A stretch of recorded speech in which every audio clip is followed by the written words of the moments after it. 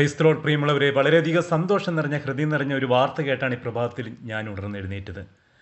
ഈ സന്തോഷത്തിൽ ഞങ്ങൾക്കും ഒരു പങ്ക് അവകാശപ്പെട്ടതാണ് എന്ന് വളരെ അഭിമാനത്തോടെ ചാരിതാർത്ഥ്യത്തോടെ നിങ്ങളുമായിട്ട് ഞാൻ പങ്കുവെക്കട്ടെ. മറ്റൊന്നുമല്ല, ചങ്ങനാശ്ശേരി അതിരൂപത ആർച്ച് ബിഷപ്പ് അഭിമന്യ തോമസ് തറയിൽ പിതാവിനെതിരെ തിരുവനന്തപുരം സ്വദേശിയായ ശ്രീ സുനിൽ i2i ന്യൂസിൻ്റെ ചെയർമാനാണ് ഇദ്ദേഹം. 4 മാസം മുമ്പ് അതിരൂപതയുടെ കീഴിൽ പ്രവർത്തിക്കുന്ന തിരുവനന്തപുരത്തുള്ള ലൂർദ് മാതാ കെയർ ഹോമിനെതിരെ ഇദ്ദേഹം ഉന്നയിച്ച ചില വസ്തുതയ്ക്ക് നിരക്കാത്ത കാര്യങ്ങൾ, ചില വിഷം തുപ്പുന്ന വാർത്തകൾ പിതാവിനെതിരെ ഇദ്ദേഹം ആ ദിവസങ്ങളിൽ നടത്തി പിതാവിനെ വ്യക്തിഹത്യ നടത്തുകയുണ്ടായി. നിരന്തരമായി ദിനംതോറുമുള്ള ചില വിഷം തുപ്പുന്ന വീഡിയോകൾ ഇദ്ദേഹം തൻ്റെ ചാനലിൽ അപ്ലോഡ് ചെയ്യുകയുണ്ടായി. പ്രിയമുള്ളവരെ, വളരെയധികം വേദന തോന്നിയൊരു നിമിഷമായിരുന്നു. കാരണം പിതാവ് അതിരൂപതയുടെ മെത്രാപ്പൊലീത്തയായി സ്ഥാനാരോഹണം ചെയ്യുന്ന ആ ദിനങ്ങളിലാണ് ഈ വാർത്തകൾ ഇദ്ദേഹം പടച്ചു വിട്ടത്, ചില ഇല്ലാ കഥകൾ പറഞ്ഞ്. എന്നാൽ ഇന്നിതാ 4 മാസം പിന്നിടുമ്പോൾ അന്ന് രൂപത ഇതിനെതിരെ കോടതിയെ സമീപിച്ചിരുന്നു, തിരുവനന്തപുരം മുനിസിപ്പൽ കോടതിയെ സമീപിച്ചിരുന്നു. ഇന്നിതാ കോടതി വിധി വന്നിരിക്കുന്നു. ഇദ്ദേഹം പറഞ്ഞ ഓരോ വാക്കുകളും പൊള്ളയാണ്, യാതൊരുവിധ വസ്തുതയുമില്ല. അദ്ദേഹം തൻ്റെ ചാനലിൽ അപ്ലോഡ് ചെയ്ത നിരവധിയായ 23ഓളം വീഡിയോകൾ പിൻവലിച്ചുകൊണ്ടുള്ള കോടതി ഉത്തരവ് ഇന്നിതാ പുറത്തു വന്നിരിക്കുന്നു. വളരെയധികം സന്തോഷം തോന്നിയ ഒരു വാർത്തയാണ് പ്രിയമുള്ളവരെ.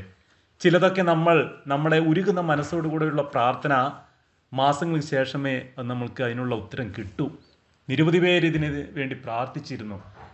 ഞങ്ങളുടെ സന്തോഷം എന്താണെന്ന് വെച്ചാൽ, ഞങ്ങൾ ആ ദിവസങ്ങളിൽ ഞങ്ങളും ഈ ചാനലിൽ മിക്ക ദിവസങ്ങളിലും ഇദ്ദേഹത്തിൻ്റെ പ്രവർത്തനത്തിനെതിരെ പിതാവിനെ അനുകൂലിച്ചുകൊണ്ട് ഞങ്ങളും വീഡിയോ സാമൂഹ്യ മാധ്യമങ്ങളിൽ അപ്ലോഡ് ചെയ്യുകയുണ്ടായി. ഇന്നിതാ വാർത്ത വന്നിരിക്കുന്നു. ശുഭകരമായൊരു വാർത്തയാണ്. നമുക്ക് എല്ലാ മഹത്വവും ദൈവത്തിന് കൊടുക്കാം. കാരണം ചില ഉരുകുന്ന പ്രാർത്ഥനകൾ ദൈവസന്നിധിയിൽ എത്താതെ പോകില്ലല്ലോ. മറ്റൊന്ന് പ്രിയമുള്ളവരെ, മറ്റൊരു പ്രധാനപ്പെട്ട കാര്യം, ഈ കാലഘട്ടത്തിൽ നമ്മൾ ചിലതൊക്കെ ജാഗരൂകതയോടുകൂടെ ഈ സമൂഹത്തെ, ഈ കാലഘട്ടത്തെ നമ്മൾ നോക്കിക്കാണണമെന്ന വലിയൊരു സന്ദേശമാണ് എനിക്കിതിലൂടെ നിങ്ങളോട് പറയാനുള്ളത്. പ്രിയമുള്ളവരെ, മറ്റൊരു പ്രധാനപ്പെട്ട ഒരു കാര്യം എനിക്ക് നിങ്ങളുമായിട്ട് പറയാനുള്ളത്, അഭിമന്യ തോമസ് തറയിൽ പിതാവിൻ്റെ ഈ വിഷയവുമായി ബന്ധപ്പെട്ട് എനിക്ക് നിങ്ങളുമായിട്ട് പങ്കുവെക്കുമ്പോൾ നമ്മൾ ഈ കാലഘട്ടത്തെ ചില സത്യങ്ങൾ മനസ്സിലാക്കി മുന്നോട്ട് പോകണം. പ്രിയമുള്ളവരെ, നമുക്കറിയുന്ന നവമാധ്യമങ്ങളുടെ ദുരുപയോഗം അങ്ങേയറ്റം മൂർധന്യത്തിൽ എത്തി നിൽക്കുന്ന ഒരു കാലഘട്ടമാണത്. ഒരു യൂട്യൂബ് ചാനൽ പോലും ഇല്ലാത്തവർ ഇന്ന് ഇല്ല. ഇവിടെയുള്ള പ്രധാനപ്പെട്ട ഒരു ലക്ഷ്യമെന്ന് പറയുന്നത് എങ്ങനെയും പണം സമ്പാദിക്കുക, അതിനുവേണ്ടി എന്ത് തറമാർഗവും സ്വീകരിക്കും. തറമാർഗം സ്വീകരിച്ച് വ്യൂവർഷിപ്പ് കൂട്ടി അതിന് റേറ്റിംഗ് നേടി പണം ഉണ്ടാക്കുക എന്ന് തന്നെയാണ് ഇങ്ങനെയുള്ള മഞ്ഞ ചാനലുകാരുടെ ഏറ്റവും വലിയ ലക്ഷ്യമെന്ന് പറയുന്നത്. അത് ഏത് രീതിയിലായാലും സമൂഹത്തിൽ വിഷം തുപ്പി ഇവരുടെയൊക്കെ വാർത്താ ഉറവിടങ്ങളുടെ ഉദ്ദേശം ഒരു തെറ്റിദ്ധാരണജനകമായ ഒരു അന്തരീക്ഷം സമൂഹത്തിൽ സൃഷ്ടിക്കുക.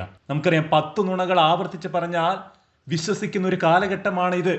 വിശ്വാസ പ്രതിസന്ധി നേരിടുന്ന ഏറ്റവും വലിയൊരു കാലഘട്ടമാണിത്.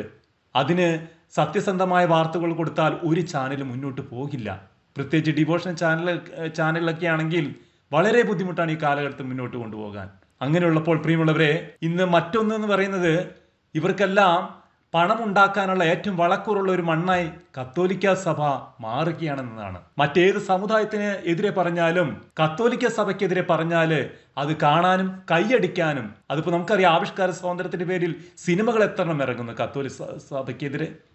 സിനിമകളുടെ എല്ലാം മെയിൻ ഉദ്ദേശം എന്താ? സഭയിലെ കൂതാശയെയും സഭയുടെ പ്രവർത്തനങ്ങളെയും എങ്ങനെ ചിരിച്ചിട്ട് കഴുത്തിറക്കുക എന്നൊരു തന്ത്രമാണ് ഇവരൊക്കെ പയറ്റുക. നമുക്കറിയാം, ഈ ദിവസങ്ങളെല്ലാം നമ്മുടെ പരിശുദ്ധ ഫ്രാൻസിസ് പിതാവ് രോഗാവസ്ഥയിലായിരുന്നപ്പോൾ അന്നു മുതൽ ഇപ്പോഴും ചില നിരീശ്വരവാദികൾ എന്ന പേരിൽ പലരും ഇന്ന് നവമാധ്യമങ്ങളിൽ ആ മരണത്തെ പോലും, പിതാവിൻ്റെ മരണത്തെ പോലും കൊട്ടിഘോഷിച്ചവർ എത്ര പേരുണ്ടായിരുന്നു. ഇല്ലാ കഥ പറഞ്ഞ് മാർപ്പാപ്പയുടെ സ്വർഗീയ യാത്ര പോലും വലിയൊരു ആഘോഷമാക്കി അതിനെ അവിടെ റേറ്റിംഗ് നേടി ആ ചാനലിനെ മുന്നോട്ട് നയിച്ച് കാശുണ്ടാക്കുക എന്നുള്ളൊരു തന്ത്രമാണ് ഈ കാലഘട്ടത്തിൽ പയറ്റുന്നത് പലരും. പ്രിയമുള്ളവരെ, അതുകൊണ്ട് ചില നഗ്ന സത്യങ്ങൾ നമ്മൾ തിരിച്ചറിഞ്ഞേ മതിയാവൂ. അതിൽ നമ്മൾ ഒരിക്കലും കുടുങ്ങരുത്. ഇവർക്കെതിരെ നമ്മൾ ജാഗരൂകരായിരിക്കണം. പ്രിയമുള്ളവരെ, മറ്റൊരു പ്രധാനപ്പെട്ട വിഷയം എന്ന് പറയുന്നത്, ഇന്ന് പണം കൊടുത്താൽ ഏത് വാർത്തകളെയും വളയ്ക്കാനും തിരിക്കാനും ഒടിക്കാനും ചതയ്ക്കാനുമുള്ള അപാരമായ ഒരു കഴിവ് ഈ കാലഘട്ടത്തിൻ്റെ മാധ്യമ പ്രവർത്തകർക്കുണ്ട്. അങ്ങനെയുള്ള ചാനലുകളുമുണ്ട്, വാർത്താ അവതാരകരുമുണ്ട്. പണം കൊടുത്താൽ ആ രീതിയിൽ അവർ ആ വാർത്തകളെ കൊണ്ടുപോകും. അത് ഈ കാലഘട്ടത്തിൻ്റെ മാധ്യമ പ്രവർത്തനത്തിൻ്റെ വലിയൊരു പ്രത്യേകതയാണ്. ജനാധിപത്യത്തിൻ്റെ 4-ാം തൂണാണത്രേ മാധ്യമ പ്രവർത്തനം എന്ന് പണ്ടാരോ പറഞ്ഞു.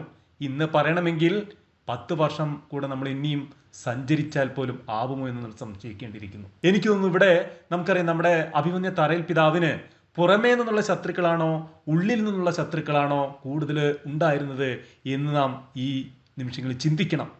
കാരണം ഈ കാലഘട്ടങ്ങളിൽ അതിശക്തമായിട്ട് സഭയ്ക്കുള്ളിലുള്ള പ്രശ്നങ്ങളെയും സഭയ്ക്ക് പുറമേയുള്ള പ്രശ്നങ്ങളെയും അതിശക്തമായി മുഖം നോക്കാതെ മറുപടി പറയുന്ന ഒരു പിതാവാണ് അഭിമന്യ തോമസ് തറയിൽ പിതാവ്. അദ്ദേഹത്തിൻ്റെ വീഡിയോകളെല്ലാം ശ്രദ്ധിച്ചാൽ നമുക്കത് കാണാൻ പറ്റും.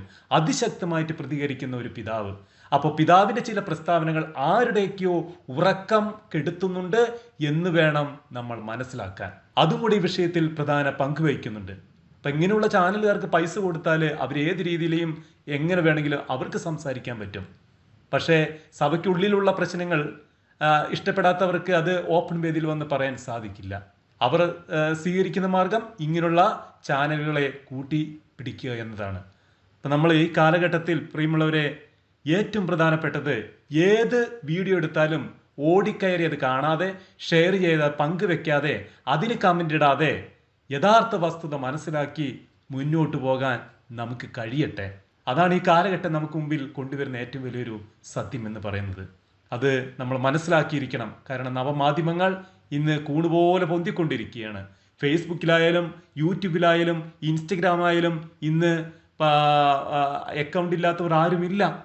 ഓടിക്കയറി എന്തിനും ഏതിനും നമ്മൾ അഭിപ്രായം പറയാൻ പോയി കഴിഞ്ഞാൽ വരാനിരിക്കുന്ന ഏറ്റവും വലിയൊരു അപകടം എന്ന് പറയുന്നത് നമ്മുടെ വിശ്വാസത്തിന് പോലും അതിന് വിഘാതം ഉണ്ടാകും എന്ന് നമ്മൾ മനസ്സിലാക്കിയിരിക്കുന്നതും നല്ലത്. ദൈവം എല്ലാവരെയും അനുഗ്രഹിക്കട്ടെ.